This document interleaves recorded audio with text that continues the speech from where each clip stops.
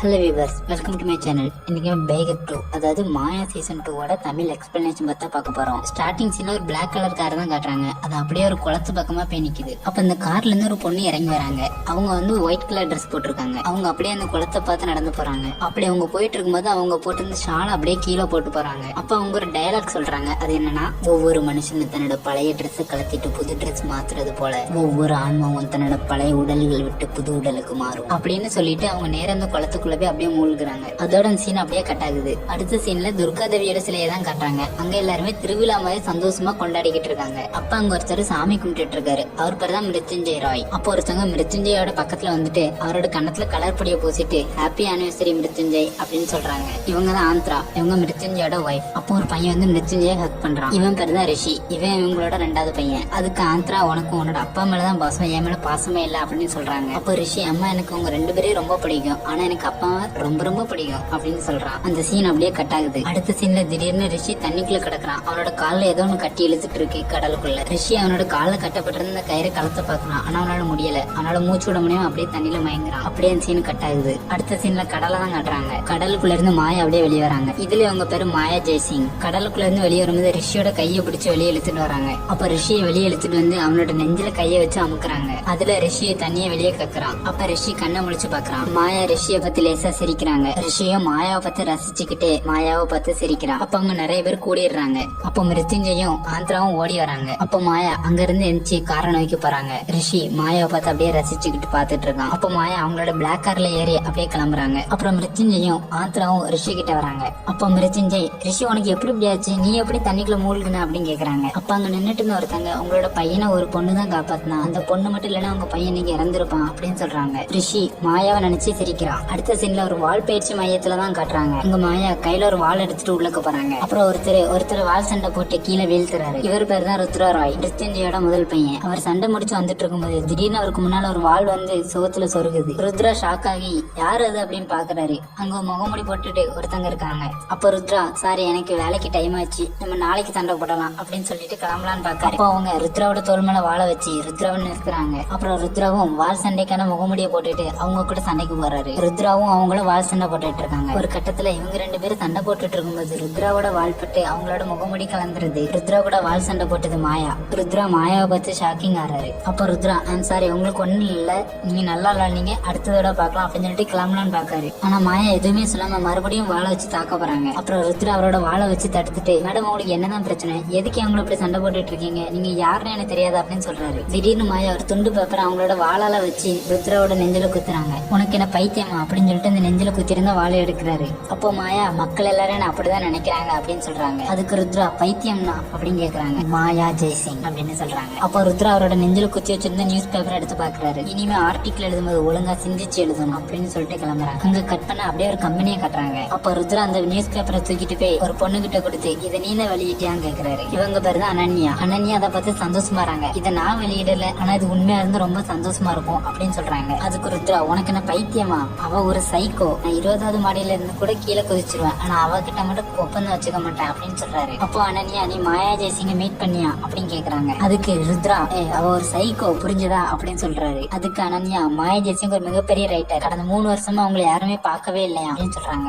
அவ ஒரு சைக்கோ, அவ என்ன குழப்பம் முயற்சி பண்ணா, நீ இனிமே அவளை பத்தி என்கிட்ட பேசாத அப்படின்னு அவர் சொல்றாரு. அப்போ ருத்ராக்கு ஆந்திரா ரிஷிக்கு நடந்தது எல்லாத்தையும் போன் பண்ணி சொல்றாங்க. அதை கேட்டு ருத்ரா அதிர்ச்சி ஆகுறாரு. அப்படியே கட் பண்ணா ரிஷிக்கு ஒருத்தவங்க ஊசி போட்டுட்டு இருக்காங்க. இவங்க பேர் தான் தியா. இவங்க ஒரு டாக்டர். ஊசி போட்டதால ரிஷி கத்துறாரு. அதனால அங்க இருந்து எல்லாருமே வராங்க. அப்ப அங்க ஒரு பாட்டியும் வராங்க. இவங்க தான் மிருத்யுஞ்சயோட அம்மா. பாட்டி வந்து, ரிஷி உனக்கு ஒண்ணு இல்ல, நீ நல்லா இருக்கல அப்படின்னு கேக்குறாங்க. அதுக்கு ரிஷி, பாட்டி நான் நல்லா தான் இருக்கேன் அப்படின்னு சொல்றாரு. அப்ப தியா, இவன் கொஞ்சம் ரெஸ்ட் எடுக்கட்டும், அப்பதான் சரியாவான் அப்படின்னு சொல்றாங்க. அப்புறம் எல்லாரும் கிளம்புறாங்க. எல்லாரும் போனதுக்கு அப்புறம் ரிஷி போன் எடுத்துட்டு யாருக்கோ போன் பேசுறாரு. அதுல ரிஷி, எனக்கு ஒரு பொண்ணோட டீடைல்ஸ் வேணும், அந்த பொண்ணோட கார் நம்பர் வந்து 444 அப்படின்னு சொல்றாரு. எனக்கு அவங்கள பத்தின எல்லா டீடைல்ஸ் வேணும் அப்படின்னு சொல்லி போனை கட் பண்றாரு. அப்புறம் ரிஷி திடீர்னு சிகரெட் எடுத்து வாயில வைக்கிறாரு. ரிஷி லைட்டர் தடிட்டு இருக்கும்போது திடீர்னு ஒரு கை லைட்டரை கொண்டு முன்னாடி வந்து நிக்குது. ரிஷி யார் அது அப்படின்னு திரும்பி பார்க்கும்போது அங்க ருத்ரா நின்றுட்டு இருக்கான். அப்ப ரிஷி ருத்ராவா அண்ணா அப்படின்னு சொல்லி ஹக் பண்ண போறான். ஆனா ருத்ரா ரிஷியை தடுத்துட்டு, ஓவரா நடிக்காத, இனிமே சிகரெட் பிடிச்ச உன்னோட எலும்பெல்லாம் உடைச்சிரும் அப்படின்னு சொல்றாரு. அப்ப ரிஷி, அண்ணா உங்களுக்கு எதுவுமே தெரியாதுன்னு தண்ணிக்குள்ள மூழ்கிட்டேன் தெரியுமா அப்படின்னு சொல்லிட்டு இருக்கான். அப்புறம் ருத்ரா ரிஷியை ஹக் பண்றான். அப்ப ருத்ரா, உன்ன ஒரு பொண்ணுதான் காப்பாத்தினதும் கேள்விப்பட்டேன், உண்மையா அப்படின்னு கேக்குறாரு. அதுக்கு ரிஷி, அவ பொண்ணு இல்ல, அவ ஒரு தேவதை அப்படின்னு சொல்றான். இவங்க 2 பேரும் பேசிட்டு இருக்கும்போது திடீர்னு மிருத்யுஞ்சய் உங்க முன்னாடி நிக்கிறாரு. அப்ப மிருத்யுஞ்சய், நீ சண்டை போடும்போது உனக்கு காயம் மட்டும் கேள்விப்பட்டேன் அப்படின்னு சொல்றாரு. அதுக்கு ருத்ரா, இனிமே கேக்குறத குறைச்சுக்கோங்க அப்படின்னு சொல்றாரு. அப்ப மிருத்யுஞ்சய் ஒரு மருந்து எடுத்துட்டு வந்து, ருத்ரா நான் காயத்துக்கு மருந்து போடுறேன் அப்படின்னு சொல்லிட்டு மருந்து போட போறாரு. அப்ப திடீர்னு ருத்ரா மிருத்யுஞ்சயோட கையை பிடிச்சு தடுக்கிறாரு. அப்ப ருத்ரா, நீங்க ஒண்ணு எனக்காக கவலைப்பட வேண்டாம், என்ன எனக்கே பாத்துக்க தெரியும் அப்படின்னு சொல்றாரு. அதுக்கு மிருத்யுஞ்சய், இன்னைக்கு எனக்கு தான் சிகிச்சை தேவைப்படுதுன்னு நினைக்கிறேன். என்னோட இளைய பையன் தண்ணியில மூழ்கி சாக பார்த்தான், என்னோட மூத்த பையன் வால் சண்டையில அடிபட்டு சாக பார்த்தான் அப்படின்னு சோகமா சொல்லிட்டு இருக்காரு. அப்ப ரிஷி வந்து, அப்ப நீங்க பார்ட்டிக்கு ரெடி ஆகல என்ன, உங்க கல்யாண நாள் பண்ணிக்கு நீங்க போய் ரெடி ஆகுங்க, ஆள்லாம் வந்துருவாங்க அப்படின்னு சொல்லி போக வைக்கிறான். அப்போ மிருத்யுஞ்சய் அங்க இருந்து கிளம்புறாரு. மிருத்யுஞ்சய் போனதுக்கு அப்புறம் ரிஷி ருத்ரா கிட்ட வந்து, அண்ணா இன்னைக்கு அப்பாவோட ஆனிவர்சரி, இன்னைக்காச்சும் கொஞ்சம் கோவப்படாம பேசலாம்ல அப்படின்னு சொல்றாரு. சரி எல்லாத்தையும் விடுங்க, எனக்காச்சும் இன்னைக்கு ஒரு நாளாச்சும் பார்ட்டிக்கு வாங்க ப்ளீஸ் அப்படி சொல்லி கேக்குறான். ருத்ரா எதுவுமே சொல்லாம அமைதியா இருக்கான். அப்ப ரிஷி, அண்ணா ப்ளீஸ் நான் எனக்காக வாங்க ப்ளீஸ் ப்ளீஸ் அப்படின்னு கேக்குறான். அப்ப ருத்ரா, சரி நான் வரேன், ஆனா உனக்காக தான், வேற யாருக்காகவும் நான் வரல, புரிஞ்சதா அப்படின்னு சொல்றான். அப்ப ரிஷி ருத்ராவை கட்டி பிடிக்க போறான். ஆனா அவனோட நெஞ்சில பட்டிருந்த காயத்தால அவன் கத்துறான். அப்ப ரிஷி, அண்ணா உங்களுக்கு எப்படி ஆச்சு அப்படின்னு கேக்குறான். அதுக்கு ருத்ரா, அது ஒரு சைக்கோ பொண்ணுதான் அப்படி பண்ணுச்சு அப்படின்னு சொல்றான். அப்படியே சீன் கட் ஆகுது. அடுத்த சீன்ல மாயா ஒரு பால்கனில நின்னுட்டு இருக்காங்க. அப்போ மாயாவோட மனசுல ஒரு டைலாக் வருது. அது என்னன்னா, இதயத்துல ஏற்பட்ட காயம் ஒருத்தரோட மனசை ஆட்கொள்ளும் போது மனுஷங்க போது அதை பைத்தியக்காரத்தனம்னு தான் சொல்றாங்க. இந்த பைத்தியக்காரத்தனம் நம்ம காயத்தை தீர்க்குது. இந்த பைத்தியக்காரத்தனம் உன்னை தனிமையாக்கலாம். ஆனா இந்த பைத்தியக்காரத்தனம் சிலருக்கு பலமா இருக்கும். அதுதான் அவங்களோட வெறித்தனம் அப்படின்னு அவங்க மைண்ட் வாய்ஸ்ல சொல்றாங்க. மிருத்யுஞ்சய் வீட்டுல இவங்களோட கல்யாண நாளுக்காக மிகப்பெரிய பார்ட்டி நடந்துகிட்டு இருக்கு. அப்ப ஆந்திரா ருத்ரா கிட்ட போறாங்க. ருத்ரா நீ வா, நம்ம எல்லாரும் குடும்பமா சேர்ந்து மொத்தமா கேக் வெட்டலாம் அப்படின்னு சொல்றாங்க. அப்ப ருத்ரா, ஏமா இந்த உலகத்துக்கு முன்னாடி நம்ம ரொம்ப சந்தோஷமான குடும்பம்னு காட்டிக்கணுமா என்ன அப்படின்னு சொல்றான். அப்போ ஆந்திரா சோகமாகறாங்க. அப்போ ருத்ரா, சரி நான் வரேன் அப்படின்னு சொல்றான். அப்படியே அதை கட் பண்ணா மாயாவோட வீட்டுல தான் கட்டுறாங்க. மாயா ருத்ராவும் ரிஷியும் சேர்ந்து இருக்க மாதிரி கேக் வாங்கி அதுல பிளாக் கலர் கேண்டில் 2 ஏற்றி வைக்கிறாங்க. மிருத்யுஞ்சய் குடும்பத்துல எல்லாரும் சேர்ந்து மொத்தமா கேக் வெட்டுறாங்க. இங்க மாயா தனியா கேக் வெட்டுறாங்க.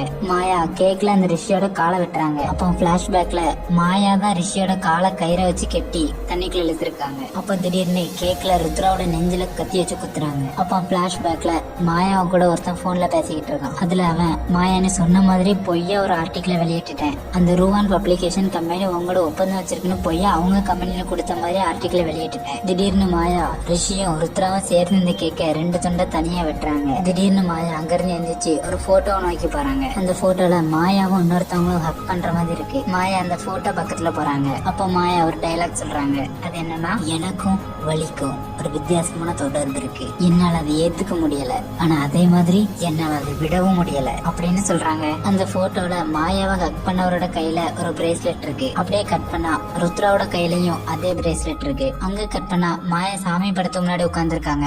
அது பக்கத்துலதான் அந்த கேக்கும் இருக்கு. திடீர்னு மாயா கோவமா மாறி கோவத்துல ஒரு டைலாக் சொல்லிக்கிட்டே அந்த கேக் அப்படியே பிக்கிறாங்க. அந்த டைலாக் என்னன்னா, வலி தாங்க முடியாத அளவுக்கு அதிகமாகும் போது வெறுப்பு அடக்க முடியாத அளவுக்கு அதிகமாகுது. இது வரைக்கும் நீ என்னோட அளவு கடந்த காதலை மட்டும்தான் பார்த்த, இப்ப இது என்னோட அளவு கடந்த வெறுப்போட நேரம் அப்படின்னு சொல்லி அவங்க மூஞ்சில இந்த கேக்க பூசிக்கிறாங்க. அப்புறம் மாயா சாமி அப்படியே பாக்குறாங்க. அப்படியே அந்த டேபிள் மேல தலையை வச்சு படுக்கிறாங்க. இந்த கதை உங்களுக்கு பிடிச்சிருந்தா லைக் பண்ணுங்க, கமெண்ட் பண்ணுங்க, ஷேர் பண்ணுங்க, அப்படியே மறக்காம சப்ஸ்கிரைப் பண்ணுங்க. நீங்க ஜெனிஃபர் விங்கெட்டோட ஃபேனா இருந்தா மறக்காம கீழே கமெண்ட் பண்ணுங்க.